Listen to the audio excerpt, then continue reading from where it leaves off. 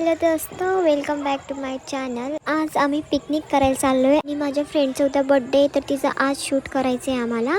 तर बघा आम्ही इकडून तिकडं मस्त फिरू लागलो आणि चैतली बघा आमच्यासमोर केस घेऊन मटकू लागली। आता आम्हाला हा फोटोग्राफर इतका परेशान करतो, इकडून असं करा तसं करा। तरी आम्ही खूप एन्जॉय करत आमचा पार्टीचा व्हिडिओ केला आणि आता आम्हाला खूप भूक लागली होती, कारण की आम्ही खूप वेळचं शूट करत होतो। तिचं शूट चालू होतं तिकडं खूप वेळचा।